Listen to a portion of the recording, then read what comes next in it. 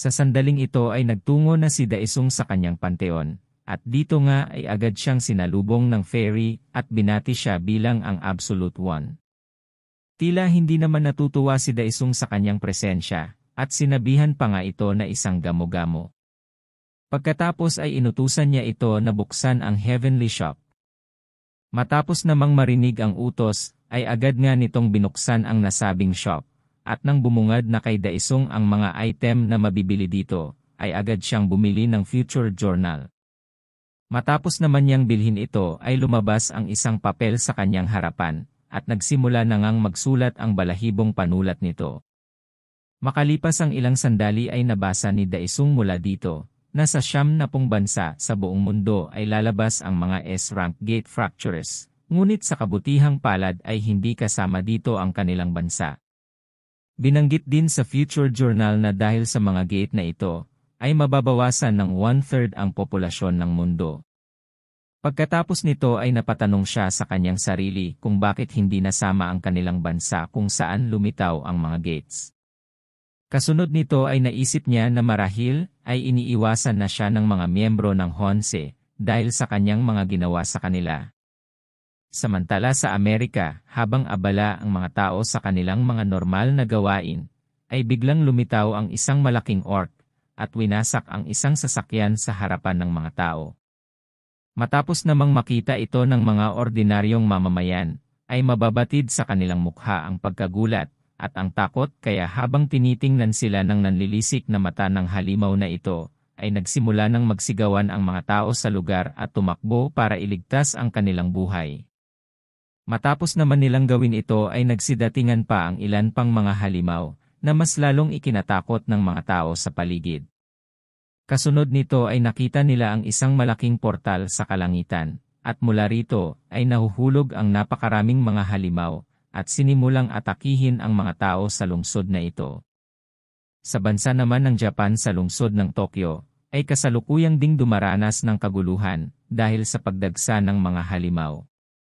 Ang mga halimaw na nanggugulo sa lugar na ito ay kagaya ng mga nakalaban noon ni Daesung na mga halimaw na lobo.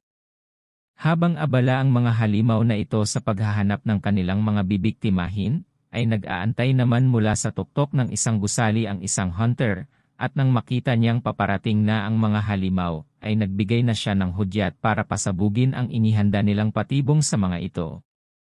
Matapos namang sumabog ang isa sa kanilang mga bomba, ay sandaling natigilan ang ilan sa mga halimaw, dahil sa mga oras na iyon ay naglabas ang bomba ng kakaibang usok na bumabalot sa lugar. Habang naguguluhan pa ang mga halimaw sa kung ano ang nangyayari, ay nagbigay naman ng hudyat ang isa sa mga hunter, na simulan na ang kanilang pag-atake sa mga ito. Kasunod nga nito ay nagpakawala na ng kanya-kanyang mga atake ang ilang mga hunter patungo sa mga nagkakagulo pang mga halimaw na ngayon ay natrap pa sa usok. Samantala ang mga halimaw na ngayon ay tinatamaan na ng mga atake ng mga hunter, ay nagsisigawan na mula sa sakit na kanilang tinatamasa, at dahil dala na rin marahil ng kanilang pagkadesperado, ang isa sa mga halimaw ay tumalon patungo sa itaas na bahagi ng gusali, at sa sandaling makarating ito sa tuktok, ay nakahanda ng kagatin ang isa sa mga hunter na umaatake sa kanila. Sa kabilang banda ang hunter nang makita ito, ay hindi makapaniwala na nakarating agad ito sa kanyang kinaroroonan, at habang natatakot pa siya sa kung ano ang maaaring mangyari sa kanya, ay dumating naman ang isa sa kanyang mga kasamahan na nakasuot ng maskara, at ginamit nito ang kanyang kakayahan na lightning flash. Matapos nga niyang gawin ito ay nailigtas niya ang buhay ng hunter, at napaslang din niya ang halimaw na umatake dito. Kasunod nito ay agad ding nagpasalamat ang nakaligtas na hunter sa tinawag niyang Captain Tetsuka. Matapos namang makita ito, ay naglakad na palayo si Captain Tetsuka, at habang pinagmamasdan niya ang nagaganap na kaguluhan sa paligid, ay napagtanto niya na ang mga halimaw na ito ay walang humpay ang paglabas mula sa gate. At kung magpapatuloy ang kaganapang ito, ay marahil ito na ang magiging katapusan ng kanilang bansa. Samantala sa Washington sa Amerika, ay makikita pa ang bakas ng naganap na pag-atake sa lugar na ito, kung saan makikita din ang mga bangkay ng mga tao, at ang mga wasak na gusali. Makikita rin dito ang isang hunter na nag-aagaw buhay at biglang inatake ng higanteng halimaw sa pamamagitan ng pag-apak dito hanggang sa ito ay mamatay. Matapos naman niyang gawin ito, ay sumigaw ito bilang tanda ng kanilang pagkapanalo.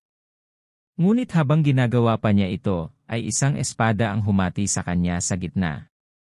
Kasunod nito ay makikita ang grupo ng mga hunter na kasalukuyang nililinis ang lugar na ito mula sa mga halimaw.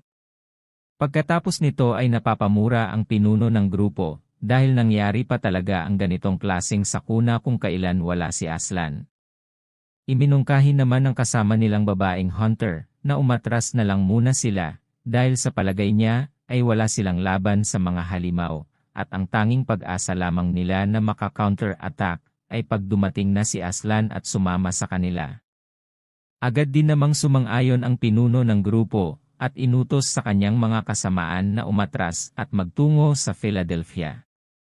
Samantala ang branch manager ng Korean branch ng Hunters Association ay kasalukuyang pinapanood ang mga nagaganap na kaguluhan sa iba't ibang parte ng mundo. Habang ginagawa niya ito ay naisip niya na habang nangyayari ang mga kritikal na sandaling ito, na paglabas ng sabay-sabay ng mga S-rank gate fractures sa buong mundo, ay tanging ang kanilang bansa lamang ang hindi nakaranas ng gate fractures. Habang iniisip pa niya ito, ay sinabi ng babaeng katabi niya na dumagsa na sa kanila ang iba't ibang request na humihingi ng support mula sa iba't ibang parte ng mundo. Idinagdag pa niya na marahil ay kaya ginagawa ito ng mga ito, ay dahil nalaman na nila na ang kanilang bansa lamang ang hindi dumaranas ng kaparehong sitwasyon. Habang pinakikinggan naman ito ng branch manager, ay naisip niya na kung magpapadala nga sila ng support sa mga bansang nangangailangan nito, ay malalagay naman sila sa alanganin kung sakaling biglang lumitaw ang isang gate fracture sa kanilang bansa. Ngunit kung hindi naman nila gagawin yon, ay makakatanggap naman sila ng mga kritisismo mula sa ibang bansa na nanghingi ng tulong sa kanila. Kaya napapatanong tuloy siya sa kanyang sarili, kung tama ba na ipadala nila ang kanilang mga local hunters sa ibang bansa, o marahil ay mayroon pang ibang paraan na maaari silang pagpilian. Kasunod nito ay tinanong niya ang babaeng katabi niya tungkol sa sitwasyon ng mga S-class hunters na umattend sa Federation Conference. Sinabi naman nito na karamihan sa mga S-class hunter ay nagtungo na sa kani-kanilang mga bansa gamit ang kanilang mga military aircraft. At ayon sa kanilang pag-estimate ay maaaring maasahan na makakasama na ang mga ito sa pakikipaglaban sa lalong madaling panahon. Habang sinasabi pa ng babae ang kanyang ulat, ay tumunog naman ang cellphone ng branch manager, at nang tingnan niya kung sino ito ay nakita niya na ito ay ang guild leader ng Daesung clan, na si Chan Ho. Pagkatapos nito ay binanggit ni Chan Ho sa branch manager, na kailangang tipunin nila ang kanilang mga S-class hunter, at pumunta sa Daesung clan, dahil magsasagawa ng meeting si Daesung. Matapos namang marinig ang request na ito mula kay Chan Ho, ay nagkaroon ng gulat na ekspresyon ang branch manager at tila napapaisip kung ano ang binabalak ni Daesung. Samantala sa lansangan ng bansang ito, ay mapapansin ang mapayapang kapaligiran at sa mga oras na ito ay makikita rin na namamasyal dito ang S-rank hunter ng Amerika na si Aslan na ngayon ay tila tuwang-tuwa sa kanyang mga nakikita. Pinupuri pa nga niya ang mga tanawin na nakikita niya sa lugar at binanggit na ito ay once in a lifetime. Kaya sinimulan niyang kuhanan ng mga larawan ang mga ito. Habang ginagawa naman niya ang kanyang pagsiselfie, ay napansin siya ng mga lokal na naninirahan dito, at agad nilang nakilala na ito ay si Aslan. Napatanong naman ang isang kasama niya kung bakit ito nandito pa, dahil sa mga oras na ito ay dumaranas din ng krisis ang kanilang bansa, dahil sa mga gate na biglang lumitaw. Habang iniisip pa nila ito, ay masaya namang tinawag sila ni Aslan, at nakisuyo sa kanila na kuhanan siya ng larawan. Di naman magawang tumanggi ng dalawang lalaking ito, kaya kahit napipilitan ay ginawa na lamang nila ang hiniling niya sa kanila.